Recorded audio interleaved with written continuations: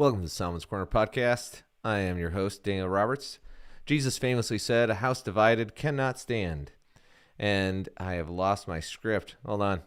The recent divisions within the Christian conservatives are demonstrating this fact. Morally, socially, and spiritually, Christians are dividing over everything. Ted Cruz comes out in favor of IVF and Daily Wire drama continues, but the question is not, is Christ king? The question is, where is his kingdom? We analyze American philosopher Alexis De Tocqueville and his prescient thoughts on the matter. I'm Daniel Roberts, and this is the Solomon's Corner podcast, a place for thinkers. Welcome to the Solomon's Corner podcast, a place for thinkers. Join us as we explore the depths of theology, philosophy, and the Christian intellectual life.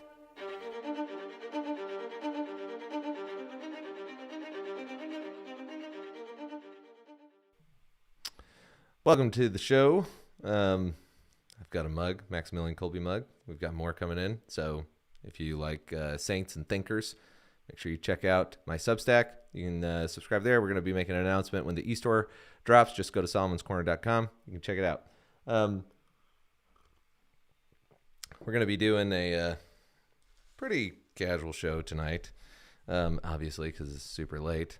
Drop a comment if you have questions. We also have our first listener question, so that's an exciting thing.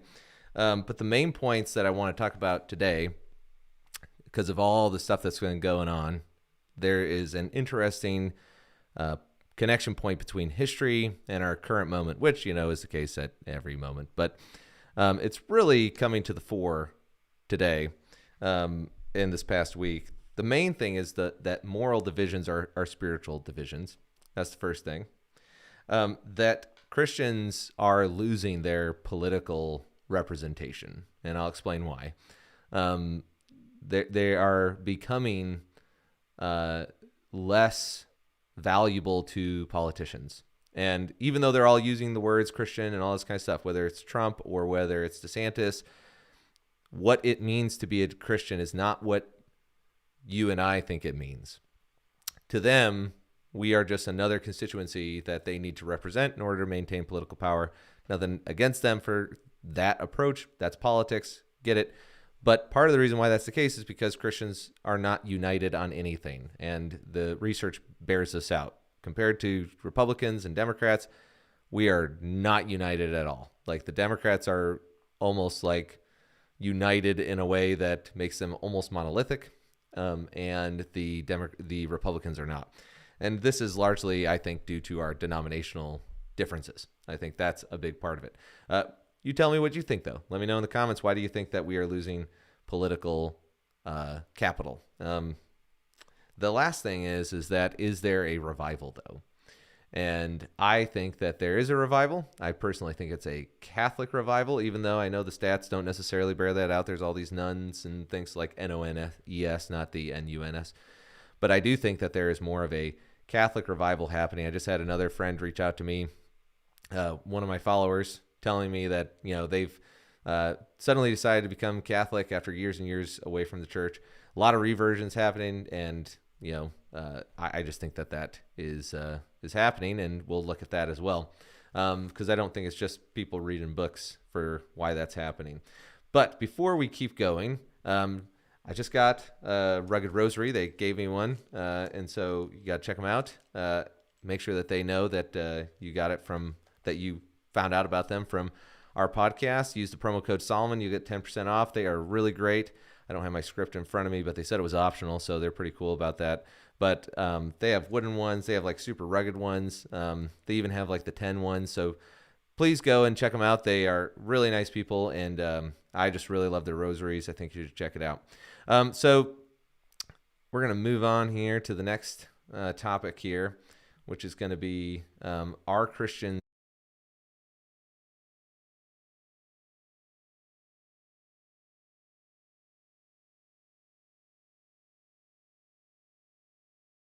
here that before we dive into that clip, that if you look at how conservatism has moved across the spectrum in terms of becoming more and more what the Democrats used to be, just kind of like, hey, you do you, and whatever. That's essentially the Conservative Party now. Whereas, they used to be more fundamentalists. You had Mike Pence not long ago doing a debate where he says he's pro-life because of what the Bible says. Now, if you ask people why they're pro-life, they'll say everything from natural law to the Bible to, well, I think IVF is totally fine. It's all over the map. So Ted Cruz's moment is, well, I'm going to play the clip and we'll talk about it. And that leads to the third proposition that is indisputable. IVF is fully protected in law. It should be fully protected in law, and it will remain 100% fully protected in law. Every Democrat knows that. Out of 100 senators in this body support IVF treatments. I strongly support IVF treatments. In fact, in the state of Texas, IVF treatments are protected in law, and in fact, since 1987, Texas has mandated IVF coverage for many group health insurance plans. The Democrats know this. There's a lot of focus on the Alabama Supreme Court decision. The Alabama Supreme Court decision was not a decision striking down IVF. In fact, it was a case brought by parents seeking IVF against a clinic that had negligently cared for the embryos. It was a decision in defense of preserving IVF. But a whole lot of partisan elected officials and a whole lot of partisans in the media immediately seized on that decision to say, aha, IVF will be struck down. Well, I will say the state of Alabama acted promptly. Bright red, ruby red Alabama acted promptly to say, no, IVF is protected. Right now, today, roughly 2% of live births are brought into the world through IVF. IVF is Okay, remember that number. Only 2%, okay? Just remember that. A wonderful gift that lets parents who want to welcome a son or daughter, a child to love, lets them welcome that child into the world. But understand why we're having a hearing on IVF. Not because there is any threat to IVF, but because the Democrats cannot defend their position on abortion. They have not convened a hearing on whether the country should adopt the Democrat position and allow partial birth abortion in all 50 states. That is their position, but it's wildly unpopular. So for any mom or dad at home looking to have a child through IVF, understand IVF is 100% protected in law. It should be. It will be. I strongly support it, and so does every other member of this body. All right, so there's a lot going on in there, but there's a couple things to point out. Number one, Ted Cruz is a good politician, so, whether or not he agrees with this morally, I don't know, but it certainly seems like if it would be a conflict of conscience for him if he wasn't in agreement with it, but also that he's part of the SBC, and so the positions on what you can do there are pretty much up to your local body as far as what's ethically permitted and what's not, as long as it's not blatantly a direct contradiction in Scripture. And this is how a lot of Christians get around the idea of IVF, is they say, well, it's for a good, it's technically a necessary, it's a challenging time.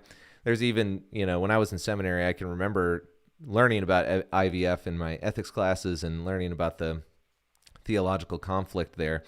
And people the arguments are hard for your average Christian to understand why it's wrong, because number one, most of them don't understand what the process actually involves. So the family who's going through with it does, the husband and wife, when they decide to go through with it, they do understand what is involved. And then it's almost always a conflict of interest, because they're going to have to decide what they're going to do with these kids, because they're going to fertilize multiples, and then they got to decide what to do. If the first two take, then they have to decide if they do two or one or whatever's left over, the embryos, they have to decide what they're going to do with those. They're either going to donate them to science, which is abortion or human experimentation, or they're going to abort them, or they're going to keep them on ice until whenever, which, based on what I've heard and some of the research or some of the posts that people have had on Twitter, the thawing process doesn't exactly lead to a healthy outcome for the kid. So this is a definite conflict of interest theologically. It's also an indication, very similar to when the pill came out, very similar to when back in the back in the 1930s or whatever, I think is when the Anglican Church kind of started moving towards contraception. Well, technically the Episcopal Church, but when Protestants are moving in the direction on contraception or procreative technologies, they definitely seem to think, let's ask for forgiveness rather than permission.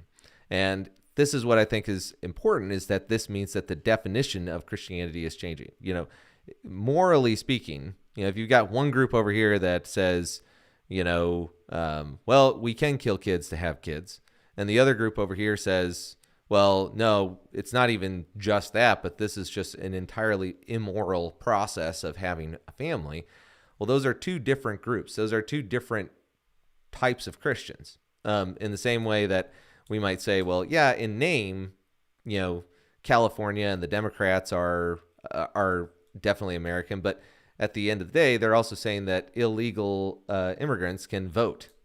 And so those are essentially two different Americas. And all the polling data shows this, that there's more of a divide on what it means to be American in this country now, as far as like Democrats versus Republicans. Probably, everybody points out that it's never been this way since the Civil War, and they use that to kind of fearmonger and stuff. But my point is that if we look at the rest of how the conservative movement has changed, this is very similar to the gay marriage debate, where it was like a very small amount of people who were coming in and saying, hey, we want this right. We feel like we deserve to have marriage. And it was, the stats were, well, it's like 1 or 2% of people are gay, that's that. And if we look at how many want to get married, it's even smaller. So who cares? And so this is essentially kind of the same argument. It's just weird to hear it from Ted Cruz because, we kind of see him as somebody who's having similar values as Christians, regardless of whether you're Catholic or Protestant.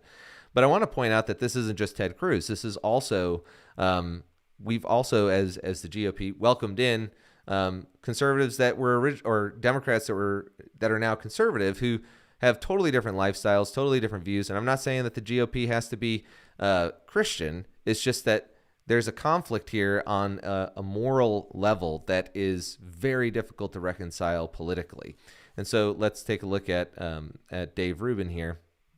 Let me just say something else on this, which is that everyone's running around, DeSantis hates gays, blah, blah. I happen to be gay. I am married to a dude, okay? We're having kids. You know what showed up at my door 2 days ago? A package with we're having two babies, with two baby onesies from Ron DeSantis and his wife, okay? He does not hate gay people. At this PragerU event that I mentioned before, I said, Governor, this is my husband, David. Big hug, smile, took a picture, congratulations on the kid. This has nothing to do with an assault on gay rights. If DeSantis was saying gay people can't get married, gay people can't work, whatever the litany of stupidity that these people think, of course I would be against it. There's nothing I stand for more than equal rights for everybody. Let me just say something else on this. So, again, like he's just talking about DeSantis. These are clips. Cruz is from last week. This is a clip from back when probably a couple months ago when DeSantis was running for president. But again, it begs the question, okay, well, whose rights is the GOP going to defend? Because when you look at the stats, they're going to have to say no to some people. That's just the facts. They're going to have to say, we're going to prioritize this group of constituents over this group of constituents. And it's going to be based on who they think is going to be more likely to vote for them. And the thing that's important here is that people are changing, that they're using the same terms, but they're redefining them in the same way that we redefined marriage. Marriage was just between a man and a woman. And then, it encompassed a whole host of different definitions now culturally and politically between a man and a woman and a woman. And if these things continue, then we're going to find ourselves seeing, more and more broad definitions. And the same thing, I would argue, is happening with family. So DeSantis was on the campaign trail when he was running for president. And this all came from an article I wrote. If you want more details on this kind of issue, it's on my Substack. It's will the GOP continue to fight for religious liberty? And this was one of the clips I placed in there because I think it highlights the question, okay, what do you mean by religious freedom? What kind of things are you going to defend? So let's watch this clip. you that we're not strong on religious liberty, because the founders would have laughed that would have ever been a case, that you're going and doing that. But I think it's the same mindset that your right to practice your faith, and not just with Christians, Orthodox Jews and others, they think that it stops the minute that it impinges on their agenda. That's why you can have a case like a 303 creative at the U.S. Supreme Court, where the 3 liberal justices dissent, and they would have supported the compelled speech. Do you think for a minute, if there was conservative compelled speech, that those 3 justices, liberals, would have dissented? No way. They would have been on the other side of that. And so they're basically saying that religious freedom is less as a matter of God-given right, and it's more something that the elites are allowing you to do and are tolerating you doing it, but only up until the point that it conflicts with their agenda. And that's very dangerous for society. And if you think about it, the family and faith are the building blocks of society, and those are the 2 areas that they're really waging an assault against right now. So at the end there, he brings it up. Religion and family are the 2 things that society is based on. Well, the problem is we've already redefined marriage, and now things like IVF are going to redefine family. And the reason why I think this is going to happen is because the reality is that family and religion go hand in hand. The state doesn't get to tell you what is – marriage is a God-given institution first and foremost that has political benefits, because the same thing that makes a church flourish or any assembly is the same thing that makes a society flourish. If the thing that you want to grow needs people, then the building block for that is family, whether that's a soccer club or whether that's a church or whether that's a nation. If you're not having kids, then you're going to be in trouble. And so people will say, well, IVF is helping people do that. Yeah, but only 2%. So the question is, if only 2% of people are doing this, then why is it such a political sticking point? And I think part of it is that the Democrats are making it one. This is political warfare. They're trying to, well, not warfare, but, they're trying to put Republicans in a difficult spot because they know that IVF is a contentious issue within the party. But the bigger issue is that if Christians continue to be divided over some of their most basic moral convictions, like, for example, hey, you can't go through a medical procedure if it involves the killing of a child. If life really begins at conception, that procedure over there is kind of off limits for us. You got Jehovah's Witnesses out there that won't even get a shot. Like, I know a friend of mine who literally told me, he's like, yeah, I've never gotten one because, we grew up this way and, whatever. So if people out there are willing to take stands like that, what does it say about, us Christians, Catholics or Protestant or whatever, who say, yeah, I just really wanted this kid. And so I said I was going to go through this procedure, even though it violates one of God's commandments and it's not the way God intended it. And I think that this is causing Christians to end up in a difficult spot, because if you're willing to just take whatever incentives society gives you, well, then your politicians are going to do the same thing. And they're technically representing you as a result. And I think that's part of the reason why Ted Cruz is doing what he's doing. His job is to be a politician. And as long as this happens, then Orthodox Christians are going to begin to lose their political representation, their political value, because the positions we take are not going to be advantageous for politicians to take a stand on. So this is highlighted even further by the fact that Andrew Klavan, who has been talked about recently because of the Canada stuff. I don't want to talk about that stuff. I want to talk about the fact that even amongst some of our most beloved conservatives, and I like Andrew Klavan a lot. I don't know him personally, but I love his show. I watch it all the time when I can. With all the hosts that they have, it's hard to keep up. And now that I'm doing my own podcast, it's even harder. But all of us, I don't, I'm on Twitter all the time, and I think most of his followers feel this way, that he's inconsistent about the LGBT issue. But there's a clip from a while back, it's about 5 years old, but I presume that he still holds this position. But it only highlights the fact that all of these clips that I've just showed you are from prominent conservative politicians or influencers. And the definitions that conservatives have for them, as we will find out in the next slide, do not align at all, but Democrats do. Purpose. I've been in the arts all my life. I know a lot of gay people, a lot of gay people in my life, many of whom I love, many of whom have been my friends. It seems to me that even though the center of human life is a man and a woman coming together to create children, that is at the very center of human life, there is room for life to exist outside of the center. And it seems that if you get rid of all the other sins that destroy people, the promiscuity, the infidelity, the hurtfulness, and use of force and betrayal, if you get rid of all of that, and you're just left with two people of the same sex who love each other for life, it seems to me that their sexual urge could be subsumed into the greater good, even though you're not using it for procreation. It can be subsumed into the greater good of your affection for one another, and I believe that this is an attitude that the church needs to change, and probably will change over time. It doesn't have to make homosexuality, homosexual relationships, a sacrament as marriage is, because we understand that marriage is at the center of human life and is sacred in that way. Mm-hmm. But it should start letting people have the consolation of sexual companionship if they can't have it with the opposite sex, if their natural bent is to have it with their own sex. So I disagree with him. I thought he was an eloquent and intelligent spokesman for his point of view.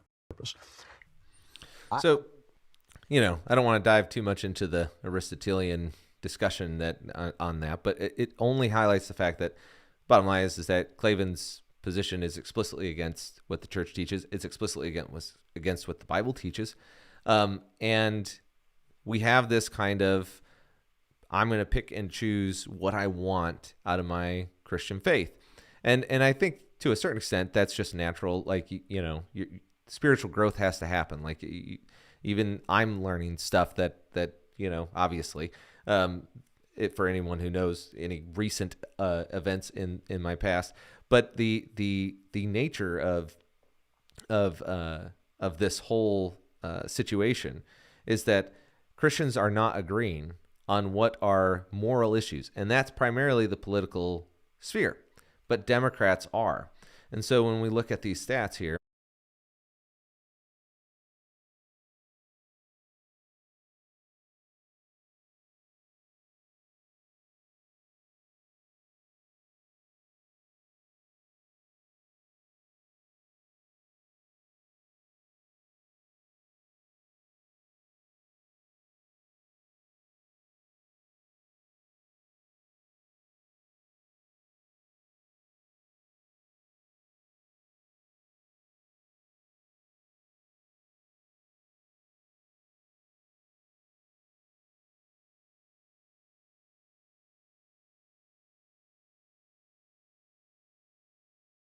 their position is 8% say it's very bad, 11% say somewhat bad, and 23% say somewhat good. And so and then 57% say very good. And so if we look at the bottom here, you can see this is kind of the section that I care about. If you look at Protestant and Catholic, it's kind of funny because Catholics are way over here, and this is probably why Michael Knowles says he doesn't believe in statistics, because that definitely makes you wonder, especially after the Fiducia Supplicans, where they got their statistics. But either way, this is problematic, and so I'm going to highlight some things here. So you have Republicans that say 38% say it's somewhat good, and 15% of Republicans say very good. And then you have 23% of Democrats say it's somewhat good, and 57% say it's very good.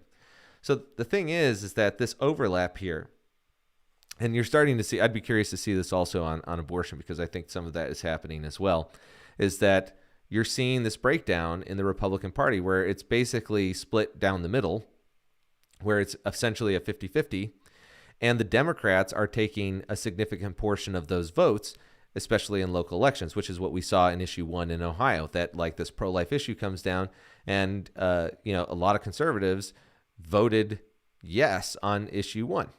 And so, it's just a fact that if we can't even get our party in line on abortion, then and we can't even get our party in line on marriage, then IVF is just another nail in the coffin. And so we're running into this problem where it again is no longer advantageous for us to continue down this road. And I have more stuff on that, but I have a listener question that I have to get to first.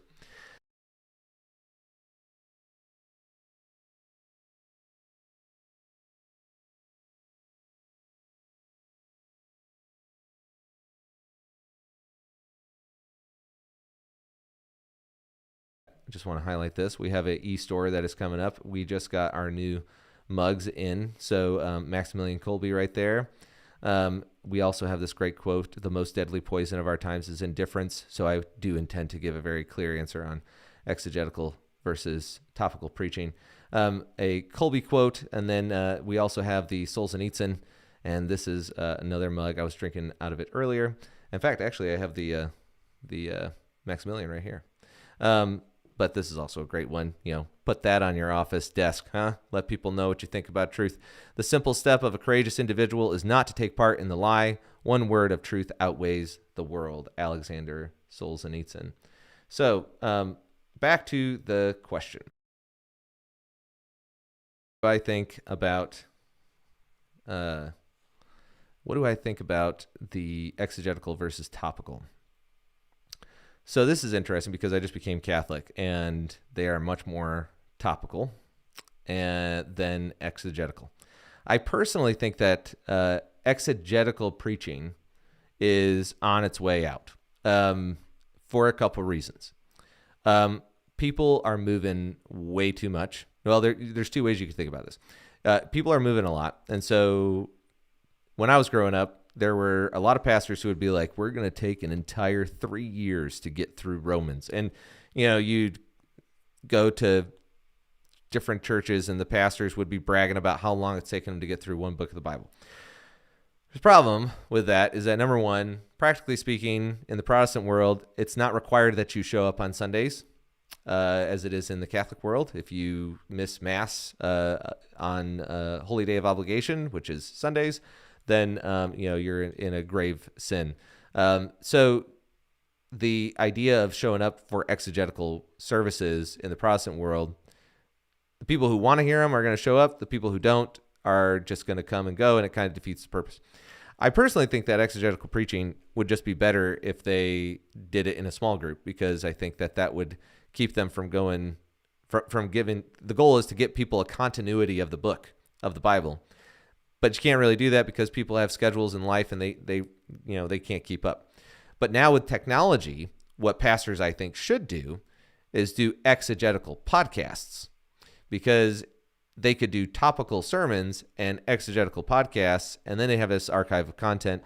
I think that if you look at where things are going, I think that churches need to cut back on the live streams, and they need to start using podcasts as kind of like the hook to get people in. So exegetical preaching would be a great way to do that.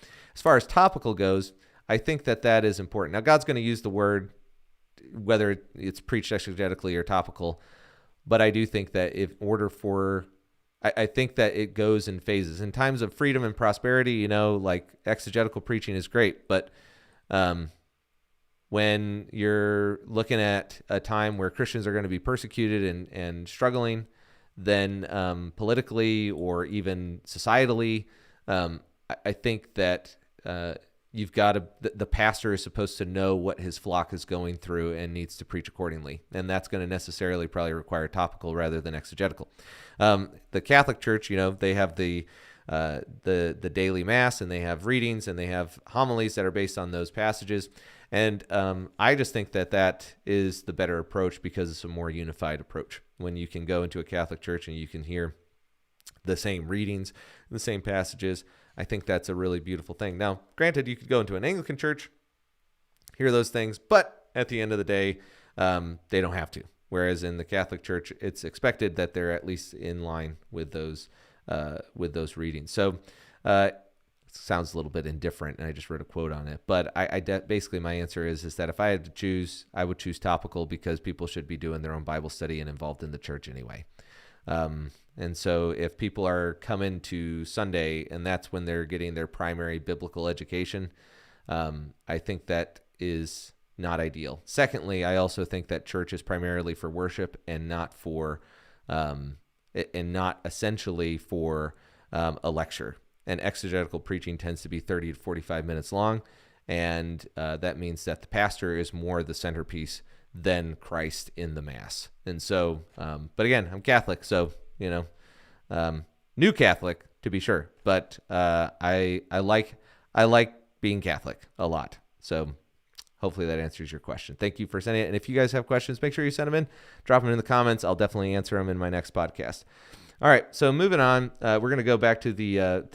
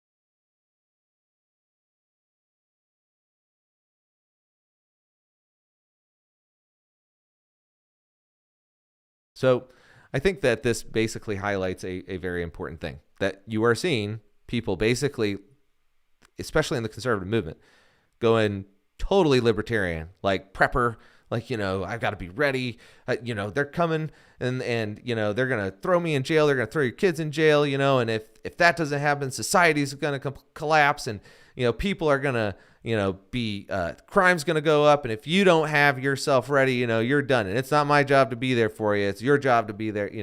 This kind of libertarian attitude. In other words, this full blown, like far out freedom, like basically like freedom to the point of chaos. But then on the other hand, you've got people doing some weird stuff with Trump. It just doesn't make any sense. It does make sense based on the Tocqueville quote, but essentially what he said there, which was,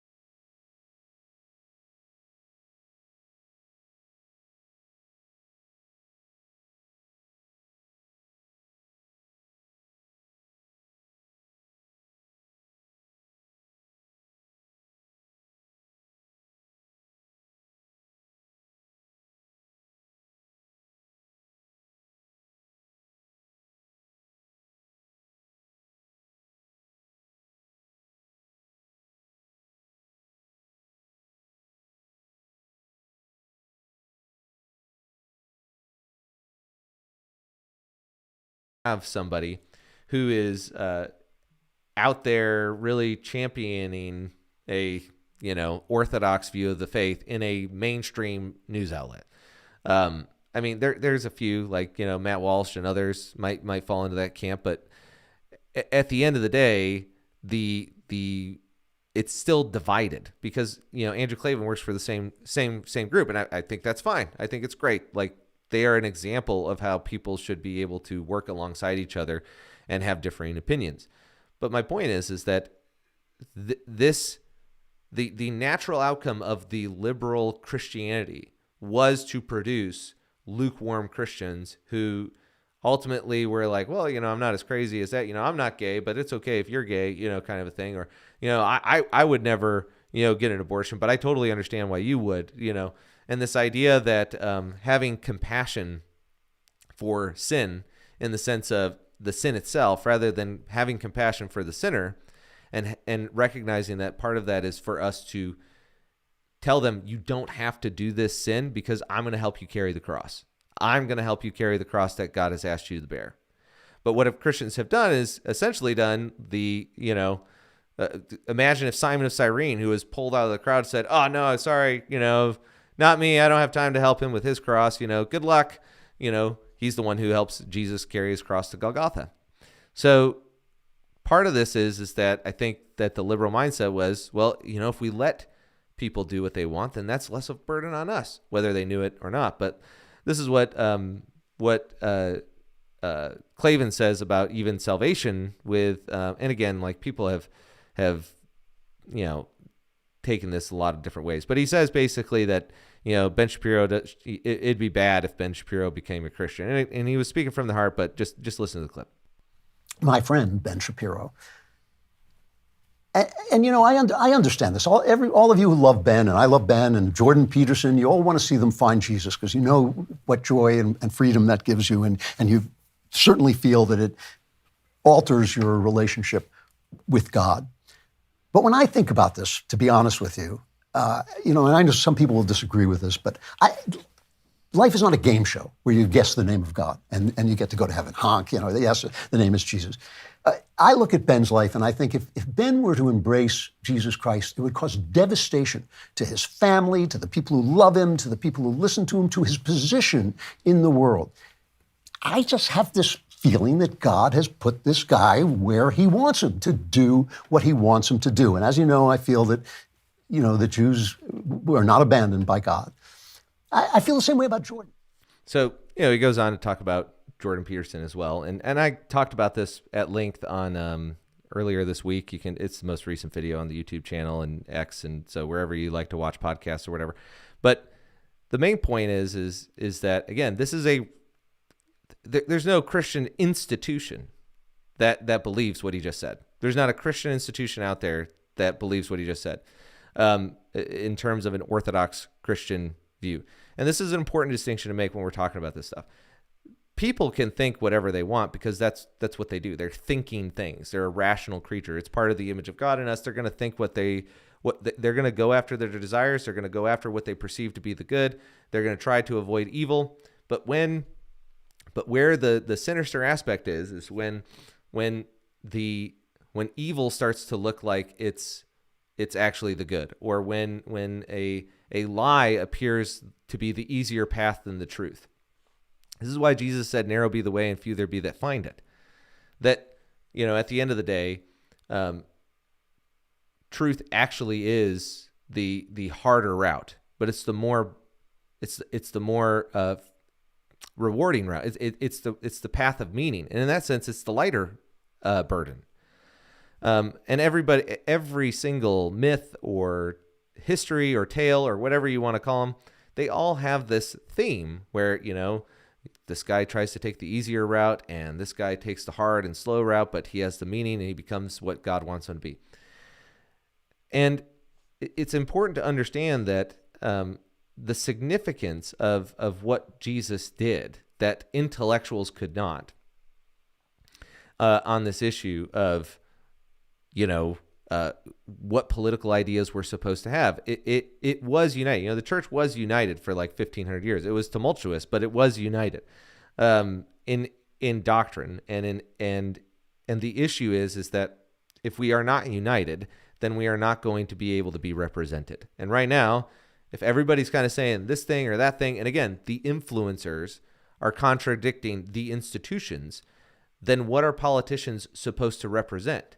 Are they supposed to represent this group over here that says, well, hey, we think Christianity is this, like Andrew Klavan or like even Ben Shapiro or others? The reality is that it becomes very difficult for the politician to determine what's the wisest course of action, because now he's being forced to choose between his own values and his own convictions versus those of representing the people that he's been elected to represent. These are challenging times. So, Alexis.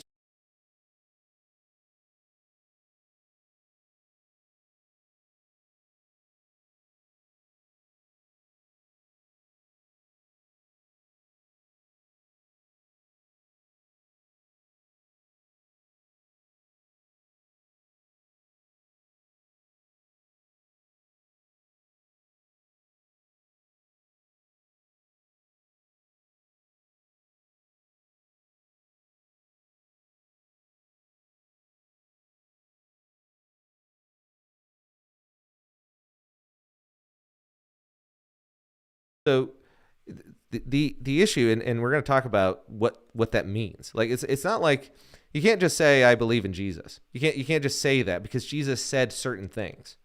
You know, he condemned people. He also blessed people, and then he gave his apostles the power to forgive and retain sins. And then we see his gospel working out in the epistles and in the New Testament. And then over the course of 1,000 years, you read some of church history. If you follow Joshua Charles at all, he's a great count to follow, posting stuff on church history, and you realize the continuity of some of these themes that we still have today. It wasn't just that everybody said, you know, Jesus is a real smart guy. You know, what do you like about him? Oh, well, I really like that he says, you know, love your enemy and pray for those who persecute you. Yeah, but that's a hard teaching. What about what he said about the rich guy over there? That was nice, huh? Yeah, but, you know, what he said about that lady giving her money to the religious leaders, they're a bunch of corrupt people, and she gave everything she had. You know, the thing is that you by yourself cannot have a private interpretation about what Jesus is or who he said he was or whatever. No matter whether you're Catholic, whether you're Baptist, whether you're Church of Christ, whether you're some offshoot of even those like Mormonism or whatever, you're gonna, it's not you who defines things. It's just objectively not. You are either submitting to those things or you're going and looking for something else. The human person was meant to be in community. And community is naturally hierarchical. I mean, anybody knows this who has like a get together at their house. The popular people immediately, you know, come to the fore. The people who are a little bit more reserved, you know, they kind of make their way around, but, you know, they're not as, you know, outgoing and these kinds of things. Everybody has known this since, you know, essentially middle school, that hierarchy just is part of the world. And it's also part of the assemblies. And assemblies are what define the rules of their communities. That's just a fact. And so no matter what you think about, you know, well, I think Jesus said this. Well, what does Klavan's church say about that? Or what does your church say about that? You know, most people are going to church either for an experience that they want to have, or they're going because their friends are there. But that's not why we go to church. You know, Aristotle said, and Aristotle's not even a Christian, said, you know, man by nature desires to know. And it's not enough to just know propositions and formulae. It's truth is propositional. It's also incarnate. And so we should be looking for a visible church. We should be looking for these things. And we should expect that visible church to have some sort of, you know, phenomenon associated with it, that it's not just another political organization, right? And so we have to understand that institutions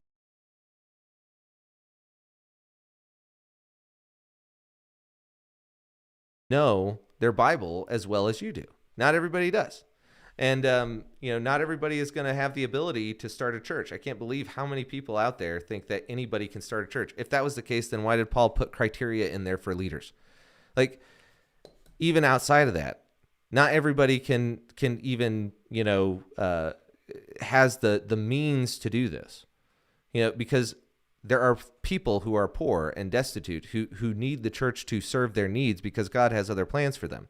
So this idea that anybody can start a church is just problematic, or that anybody can define doctrine, regardless of whether you're Catholic or Protestant or whatever, that just doesn't even line up with any of the institutions.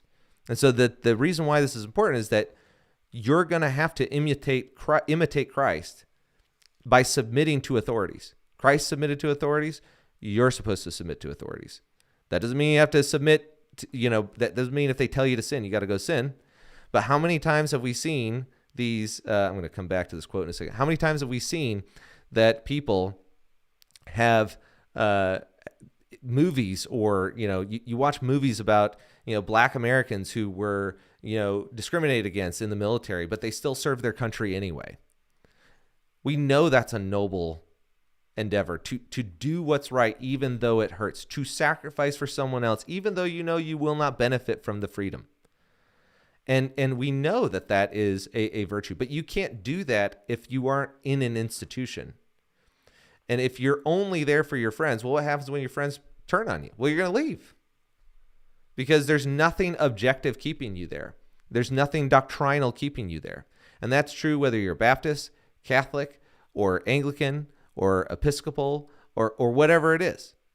If you're there primarily for the people and you're not there for the truth, then you're going to find yourself in a tough spot. But here's the thing. Not everybody has the ability, and Alexis De Tocqueville pointed this out back in 1836. He says, only minds freed completely from the ordinary preoccupations of life, minds of great depth and astuteness, can, with the help of ample time and attention, penetrate such vital truths. He's talking about moral and divine truths. Such studies are quite beyond the average human capacity, and even when the majority of men were capable of such pursuits, they clearly would not have the free time. Fixed ideas about God and human nature are vital to the daily practice of their lives, but the practice of their lives prevents their acquiring such ideas. And this is really important, because I think that people think now that because, I can read, or I can go to whatever church I want, I can live stream whatever, that, we are in this time where we can just kind of decide for ourselves whatever Christianity is. And when I was converting to become Catholic, I had some people say to me, I really like this about the Catholic Church, but I don't like that about the Catholic Church. And that has been probably the response that I've gotten from most of my Protestant friends. Some people are totally shocked that or not pleased at all that we converted. Other people are, more charitable, saying like, yeah, the Catholics definitely get this right. Anyone who's read some Catholics or have been impacted by Catholics know that, they're not a bunch of evil people. But the bottom line is that the reason why institutions are needed is because not everybody has the same intellectual responsibility to know doctrine. They're to know the truth. And doctrine is essentially revealed truth that's defended by reason and authority. This is the same criteria that Thomas Aquinas gives for law.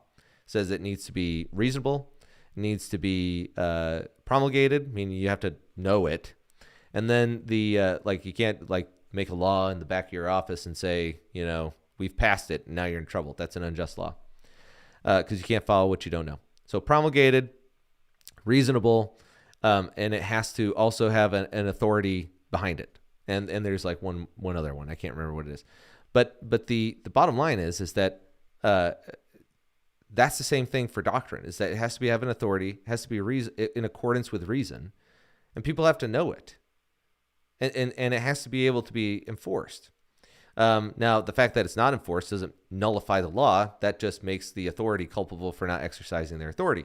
But the nature of doctrine is very similar to the nature of law, that it has to come from an institution. And it's the same way with political entities too. You were born into this world, and the way you found out about what's right and what's wrong, what's against the law, and what's following the law is because somebody came before you, was given authority by the people, and then they set the rules.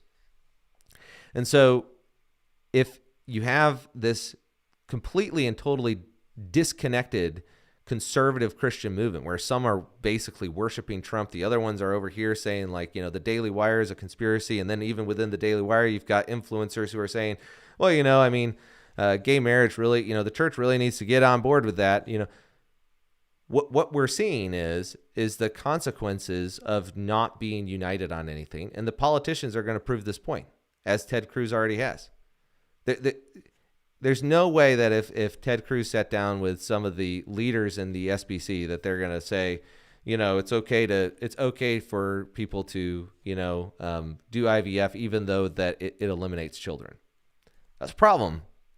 It also opens up a whole host of other issues that people are not like. What about surrogacy? So is the GOP going to say you can do IVF if you're a heterosexual couple, but you can't do it if you're a gay couple? Like this is a whole can of worms, and the Democrats know that this is a dangerous political position for them, and I think that's why Ted Cruz is trying to take the stance that he's taken, and why his speech was given the way that it was. So what are we supposed to do? How are we supposed to find this which institution we're supposed to be a part of? And I think that God ultimately is leading people into all truth. I think he wants people to be in the truth. It says he wants people to be saved. He doesn't want people to go to hell. So we know that God's alive and active. The problem is that whenever he's alive and active in ways that we don't want to be alive and active, we try to read our doctrine into those things. And so a couple weeks ago, I talked about Tammy Peterson's rosary miracle. And people would interpret it however they want. But one thing's for sure, she's not going to the SBC for a small group to share her testimony and become a member of those churches. Because just imagine for a minute, Tammy Peterson walks into your small group, your little Bible study, and you're like, oh, welcome, Tammy. How are you? Just imagine this. And tell us your story. How'd you become a Christian? And she pulls out her rosary and she says, well, I started praying this and I'm the only survivor of the cancer that I have. And, I'm just here because my friend brought me. Like everybody knows who's ever been in a Baptist or an evangelical or non-denominational small group that's going to be a problem for the leader. It won't be a problem for the people sitting around necessarily because they'll say, oh, I know a Catholic who had the same experience. But again, it's a Catholic. And so the question is like, okay, well, where's she supposed to go? Well, anyway, an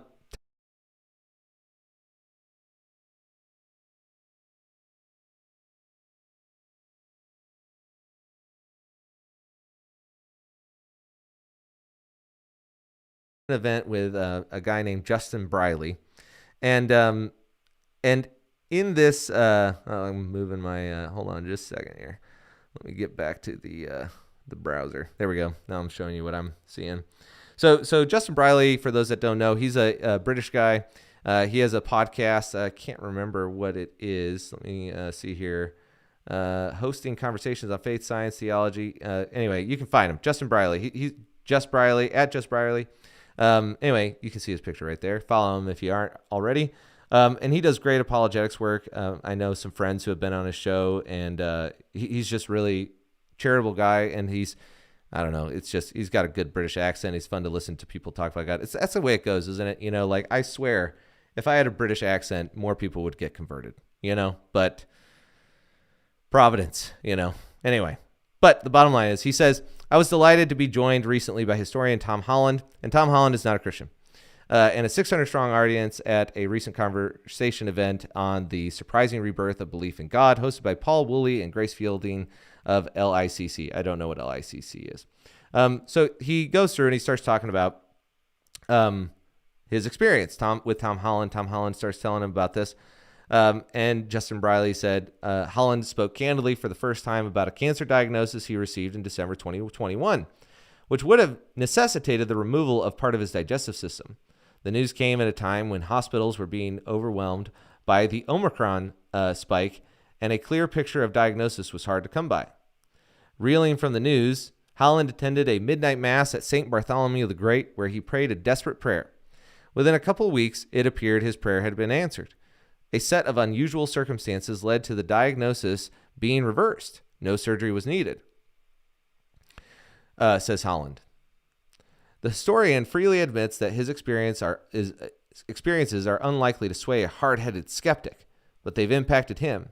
He also admits the answered prayer story won't fit neatly into every Christian box either. The Lady Chapel at St. Bart's commemorates the only place in London where a Marian apparition is purported to have occurred. Holland says that his desperate prayer was directed towards the Virgin Mary. Holland says he was surprised as anyone that this was the circumstance to persuade him Christianity might be true. God must have a sense of humor, he laughed. It was one of many memorable moments that evening. And I believe it's up on YouTube now, and so you can check that out.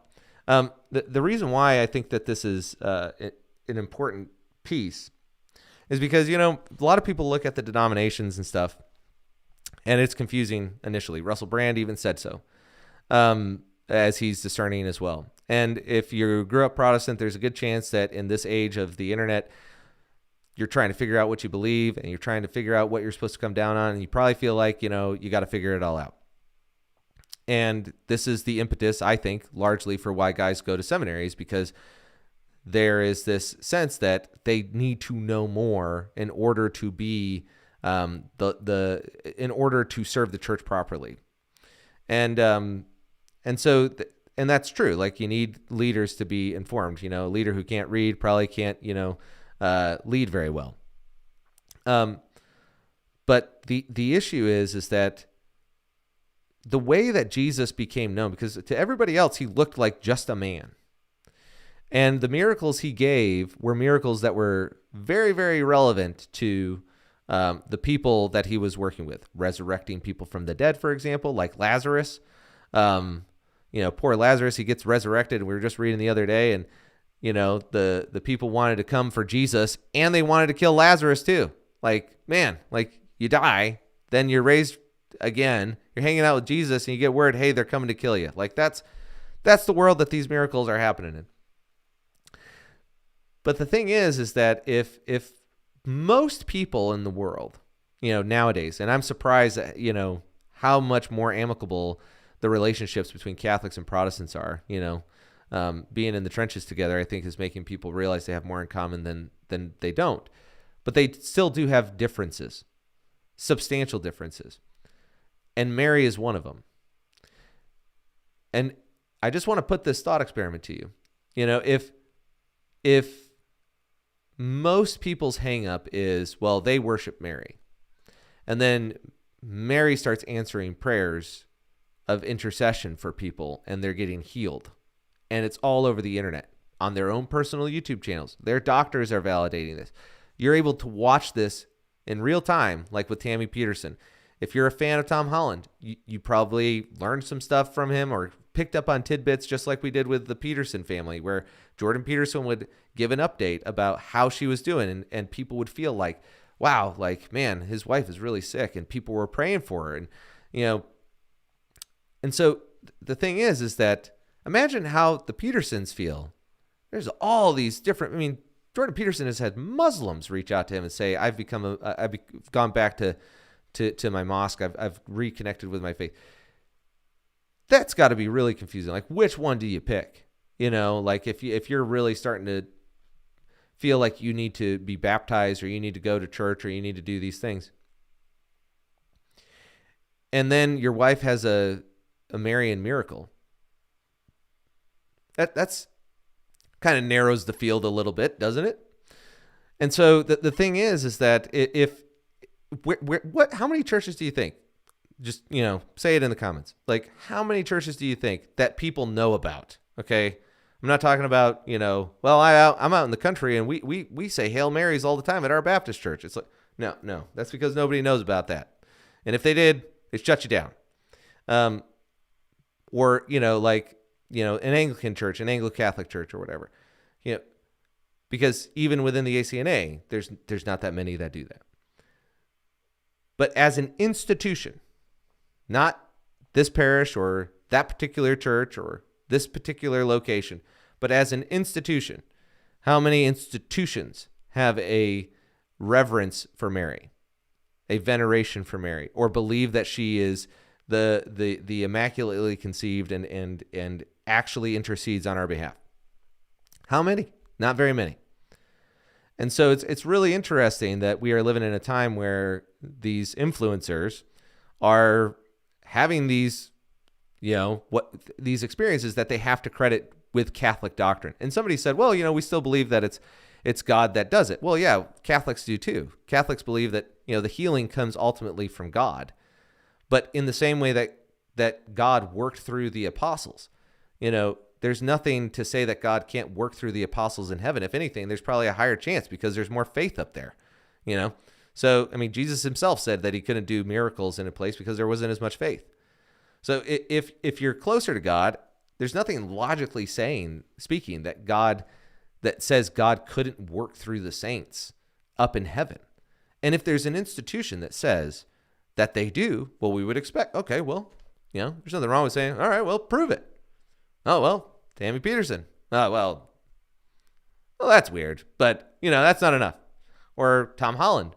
Okay, well, maybe, but, it could have been anything. Well, yeah, the skeptics are saying that. That's why Tom Holland said that he doesn't think that the skeptics are going to agree with him, and he's a skeptic. So what's he supposed to do?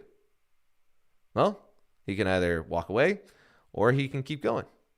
But this is why I think it's really interesting, because Alexis De Tocqueville, again, America's philosopher, and this is where we're going to end.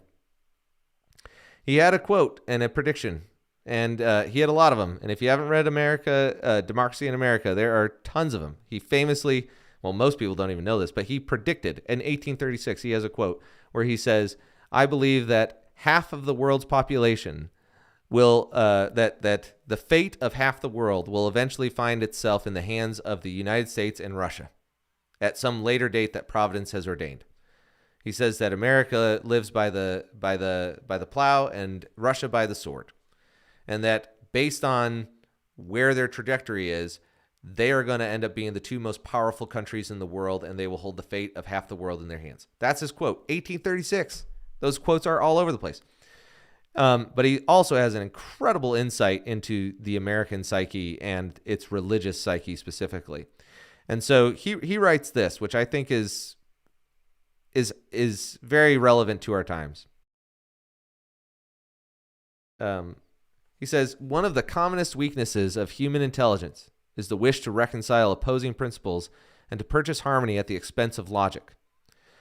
Therefore, there have always been, and there always will be, men who, after submitting a certain number of their religious beliefs to a single authority, will seek to exempt several others and will let their minds hover at random between obedience and freedom. He goes on.